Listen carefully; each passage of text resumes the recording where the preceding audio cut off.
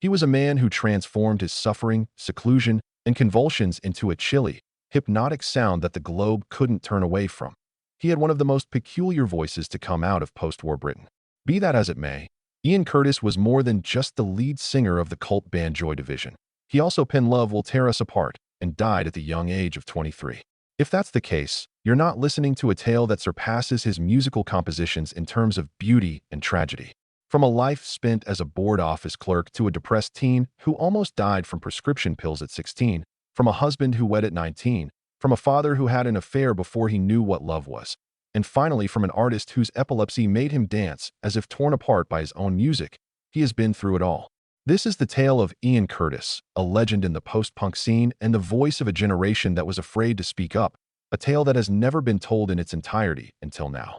Background: Ian Kevin Curtis came into this world in Stretford, Greater Manchester, on July 15, 1956. A post-industrial neighborhood characterized by smoky streets, brick houses, and an ever-gray sky. A little, inconspicuous town where everything was assumed to be normal, steady, and silent. Macclesfield was the place his family relocated to when he was just a few years old. As a working-class family in post-war Britain, the Curtis were no exception. Aerospace engineer Kevin Curtis was his father. Realistic, icy, and down to the slightest detail. Doreen, his mother, was a clerk by trade. She was neat, shy, and rarely spoke up. In such a setting, feelings, particularly those of youngsters, were frequently viewed as nebulous or problematic. Ian stood out from the crowd, even as a young child. He was uninterested in sports, found humor offensive, and never made any new friends. But he preferred to spend his time alone with a good book, particularly one of poetry or a classic work of literature. Adoring Wordsworth, he devoured the poet's poems about solitude, mortality, and self-discovery. He spent more and more time thinking about the meaninglessness of existence and existential philosophy as he got older. By the time he was 14 or 15 years old, Ian frequently broached the topic of death with an academic air, according to his friends. Absolutely harmless. After that, the first milestone of darkness occurred at the age of 16. Ian ended up in the hospital after taking too many of the prescription pain relievers and anxiety medicines. In order to preserve his life, doctors pumped his stomach. Although his loved ones insisted it was an accident, anyone who knew Ian well knew better. They were aware it was the initial slip, a test of his endurance, a measure of how much interest there was in his existence. He remained unchanged after surviving that moment. Ian became increasingly more reclusive, reflective, and emotionally distant. School turned into a mental shackle. Ian was an outsider who couldn't hide his vulnerabilities and had no one he could trust in a conservative culture that still taught men to be silent and powerful. Ian did not continue his education after graduating from high school. Rather, he found work assisting the disabled and jobless at the Macclesfield Employment Center. There, he encountered lives that were even more shadowy than his own, and for some reason, he felt a strange yet comforting connection. He showed no sympathy or judgment. As if for an unborn being, he did nothing more than watch, taking careful notes. A young woman who suffered from epilepsy was one of his clients. Except for 1 week, she was a regular customer. It wasn't until after her seizure that Ian learned she had passed away while sleeping. He was troubled by the death. Aside from reawakening his anxiety of losing control, it also laid the groundwork for one of his most eerie tunes. Her composure has slipped. Ironically, Ian started having comparable symptoms, headaches, numbness in his hands, and blackouts, not long after. His life was gradually overtaken by seizures, as if the girl's demise had foretold his own destiny in addition to inspiring him. Ian wed his adolescent sweetheart Deborah Woodruff in 1975 when he was only 19 years old. A classic example of a social decision. Get hitched, get a home, and retire. However, as Deborah would later confess, we were married at a young age. We were both miserable, and we lacked the maturity to see that we were stuck. They quietly battled despair, disillusionment, and emotional paralysis as they signed the mortgage paperwork, all at an age when they should have been dreaming big. Ian hadn't yet made a living from music at that moment. It was more of a sanctuary, a haven where he could say things he couldn't in real life. Plus, he had no idea that same entity would rescue him before destroying him. Early professional life in the summer of 1976. As the Sex Pistols played for an irate audience at Manchester's Lesser Free Trade Hall, 3 young guys stood out from the throng. Joy Division bassist Peter Hook was one of them. The future guitarist and keyboardist for the band, Bernard Sumner, was another. Ian Curtis was the third figure. He stood in a darkened corner, his overcoat bearing the word hate emblazoned on the reverse. I didn't merely attend a concert that night. The cultural environment of Manchester was rocked to its foundations by this seismic event. This metropolis was home to young people who had lost their jobs and were looking for a life outside of the ordinary, the shiny, produced music of the mainstream. Hook borrowed £35 from his mom to purchase his first bass immediately following the performance. Sumner made a guitar purchase. Along with a drummer by the name of Terry Mason, they established a band. Their only omission was the sound of a voice. They put a singer-wanted flyer on the door of the Virgin Records store in their neighborhood. Ian Curtis, who was already known to them from the local punk scene, showed up shortly after and joined without trying out. He was selected more for his charisma than his skill. We were fine without a nice person, as Sumner would later say. Ian possessed the quality of being someone we desired to spend time with. They originally went under the name Warsaw, taking cues from David Bowie's song, Warsaw, on the album Low. Rapid changes occurred as they continued to perform raw punk with just 3 chords, a high speed, and an aggressive tone. Reason being, although the music was straightforward, Ian's lyrics were completely original. Ian composed music about mortality, emptiness, control, terror, and mental specters, in contrast to his fellow punk band's songs about politics, sex, or street resistance. After playing a few shows and releasing some rudimentary recordings in 1978, they decided to change their name to Joy Division to separate themselves from another band called Warsaw Pact. The new, perplexingly upbeat moniker was derived from a somewhat somber place, the novel House of Dolls, in which the Joy Division was a reference to the brothels where Jewish female prisoners were exploited by Nazi forces. There was debate over the name, particularly when their first extended play, EP, an ideal for living, showcased a cover art depicting a young child donning a Hitler Youth costume and demonstrating drumming skills. They were falsely accused of having Nazi inclinations. What they actually did was make a chilly, defiant message through visual provocation. Joy Division weren't very technically proficient when they first started out. They were clueless when it came to the professional framework for songwriting. Until he found the right chord, Sumner would play them repeatedly. It was as if Ian were a translator, transforming sound into fixation, as Morris pounded the drums and Hook added a bass line. Even though it was still amateurish, their music started to have a distinct tone, one that was chilly, gloomy, and honest. Ian Curtis assumed a new persona while performing. Occasionally resembling someone being electrocuted, he hurled himself into space with erratic gestures.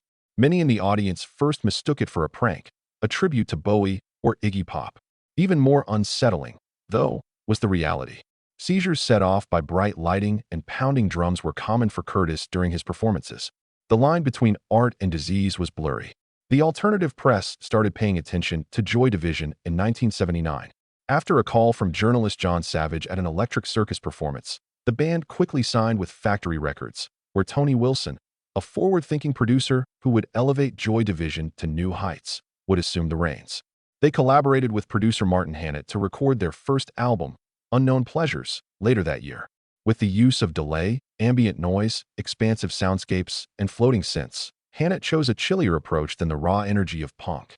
The change may have frustrated some early viewers, but Hannett built a world where Ian Curtis's isolation sounded like a roar for rescue. Joy Division had gone full-fledged punk. They laid the groundwork for post-punk and gave birth to one of Britain's most tortured and captivating voices. They were in the dark about it. Months were already flying by while their time was being measured. A turning point in my career. Unknown Pleasures was a total game-changer for the British music industry when it came out in June 1979. Ian Curtis' baritone voice echoed like a premonition of estrangement amidst solid bass lines, cold mechanical drumming, and oppressive silence.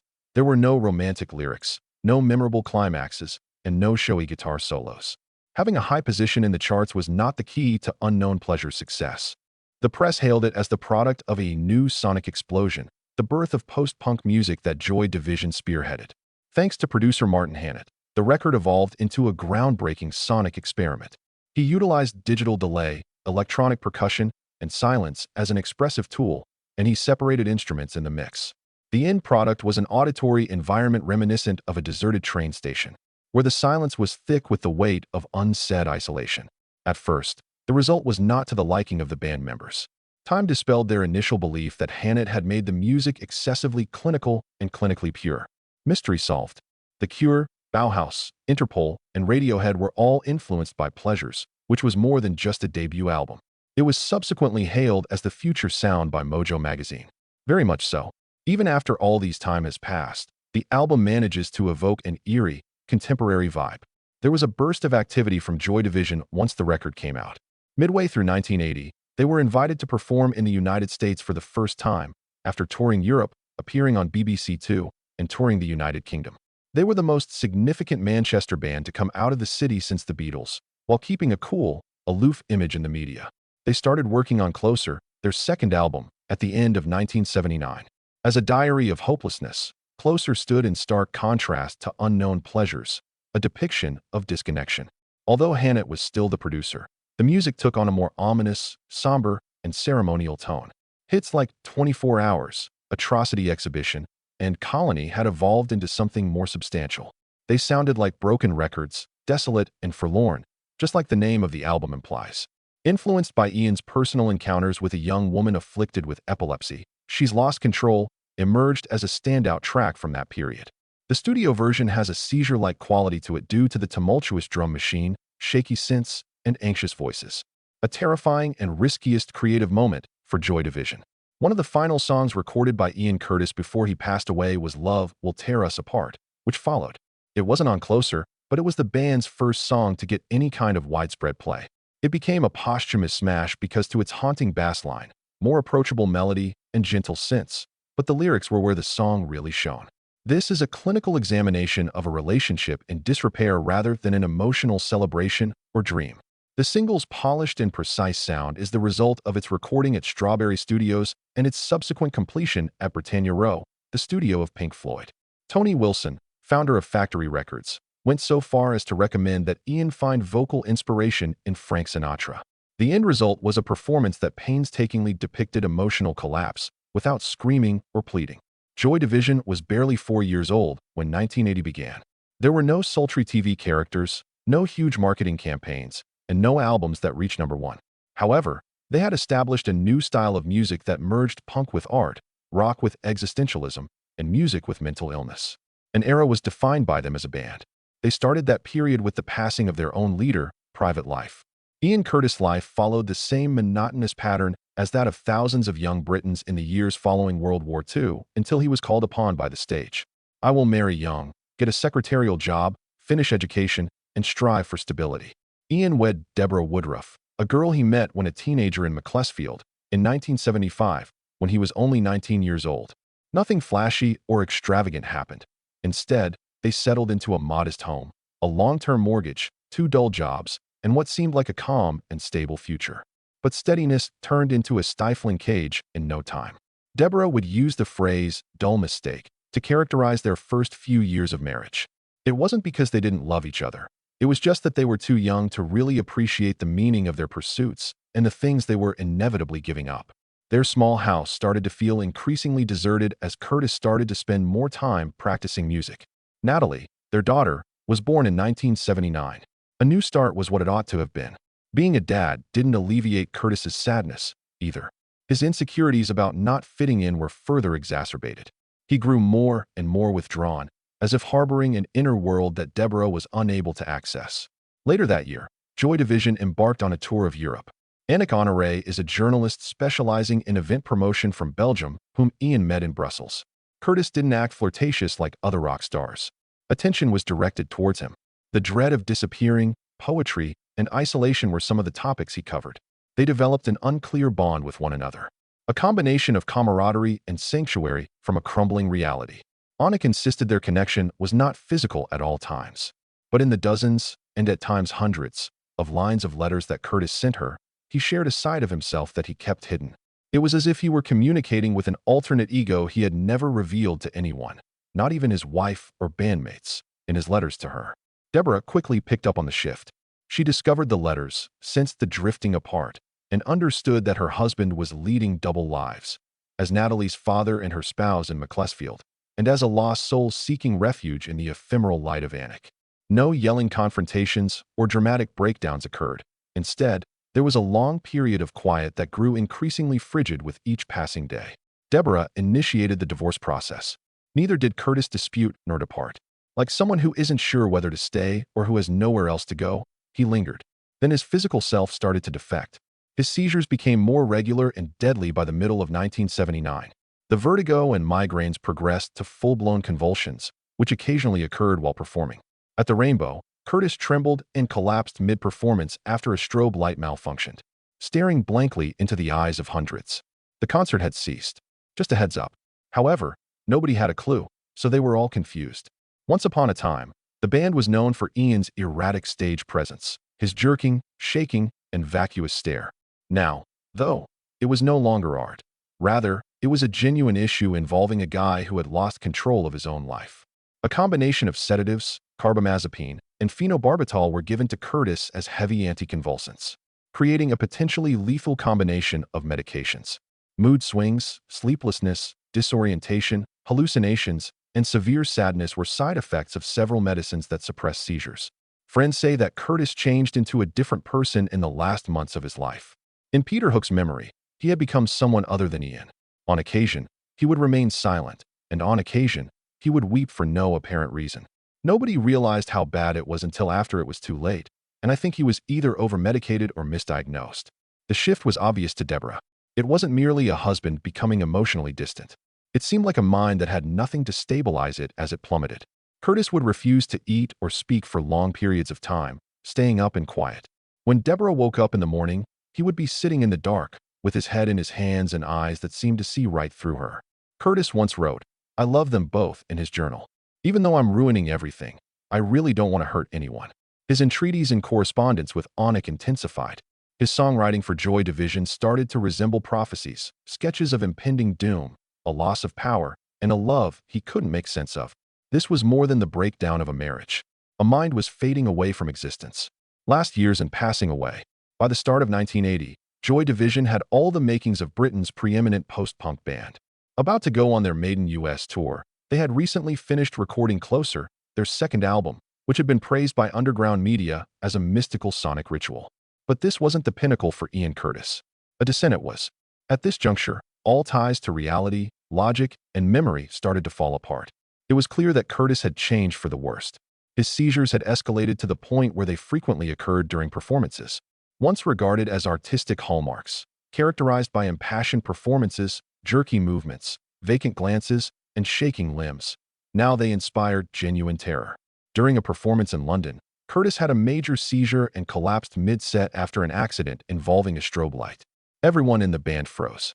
He was unconscious and dragged off stage, but the audience thought it was all part of the performance. The medical care was ineffective. The tranquilizers, carbamazepine, and phenobarbital that Curtis was given for his seizures had a negative impact on his neurological system. Consequences such as nightmares, severe anxiety, sadness, and detachment from reality only served to deepen his downward spiral. In retrospect, Peter Hook thought Ian had been given the wrong medication. The one individual who appeared to have a genuine grasp of his inner turmoil. Not only is Joy Division a tremendous burden on my mental and physical well-being, but it also affects the lives of others, as Curtis expressed in his correspondence with Onik. My patience has run out. Exhaustion wasn't the only feeling. There was utter hopelessness. Ian attempted suicide for the first time on April 6, 1980, when he overdosed on medications. Recovered and preserved. His friends then begged him to scrap the US trip, but Curtis was unmoved. "No worries, I can handle this," he proclaimed, even though he obviously lost control. He hardly ate or slept in his last weeks. He would often sit in the dark, compose songs or letters while watching Strosha or listening to Iggy Pop's The Idiot on loop. The story of a German singer who goes missing after being betrayed, banished to America, and eventually takes his own life. Ian invited Deborah to come over on the evening of May 17th, a few hours before his flight to the US. They conversed. He pleaded with her to revoke the divorce decree. She was afraid of what may happen if she abandoned him, so she spent the night despite her refusal. They went to different rooms to sleep. The following morning, Ian gave her the go-light to return at 10 a.m. He had strung himself on a clothesline in the kitchen when she came back. A refreshing cup of coffee rested on the table, while the turntable whirred away at the moron. A piece of paper requesting the neighbor to convey a message to Deborah, expressing his desire that they may reunite and begin anew after the US tour, was found instead of a suicide note. Many were taken aback by the apparent simplicity of that statement. Is it possible that Curtis wanted to end his life for genuine? Or was he only attempting to break out of his depression for a short while, not realizing it would be his last? "I can't go to America," Peter Hook recalls him saying once. "My patience has run out." While he did mention taking a break after the trip, It was that very night. I assure you. He was even confusing himself with his own contradictions. After reviewing Curtis's medication records, a neurologist came to the conclusion that the medications he was taking could cause unprovoked thoughts of suicide. That is a situation of imminent danger when you are severely sleep-deprived. There was an air of quietness and cleanliness about Curtis's death, as if it had been planned, but it was not overtly planned. The record was still playing. He had just brewed coffee, and there was no farewell in the note. Some think it was a panic attack brought on by medication, extreme loneliness, and weariness rather than a premeditated act. Maybe even Ian was confused. All he knew was that he couldn't take it any longer. Ian Curtis was only 23 years old when he passed away. America was never in his future. 2 months down the road, like an unspoken will, closer was unleashed. Sacred Will. The single Tear Us Apart was the debut and final commercial success for Joy Division. His tombstone bears a distinctive inscription. Our hearts will be torn apart by love, not by farewell. But there was something that not even he could completely grasp. Ian Curtis's short life, 23 years, had a significant impact. We were Joy Division for all of 4 short years. Tragic events may have laid the band to rest, but they rose from the ashes to leave an unforgettable legacy. One that, for more than 40 years, has resounded not only in musical contexts, but also in the Western world's collective unconscious. After Curtis passed away, his album Closer was released. It is today considered a post-punk classic, on par with records by the Velvet Underground, Nico, or OK Computer in terms of defining an era. There were no edgy pop allusions or defiant punk cries. Joy Division crafted an unadorned oral environment in which feelings were unfiltered and unrehearsed. Like a psychological diagnosis, each song was icy, silent, harsh, and left an indelible mark on the listener. The voice of Ian Curtis was central to that sound. A low, quivering baritone, steady as a dreamer's voice. However, as you continued to listen, it appeared to emanate from a source beyond the physical realm. He refrained from shouting or pleading with the crowd to love him. Lyrically, he clung to the final vestiges of rationality as he simply narrated what was happening within, as if someone were caught between a seizure and a sleepwalk. Even outside of his musical career, Curtis has had an impact. The remaining members of Joy Division founded the band New Order, who expanded the band's sound into synth pop and contemporary electronic music, carrying on the band's musical heritage. Curtis, however, was never succeeded.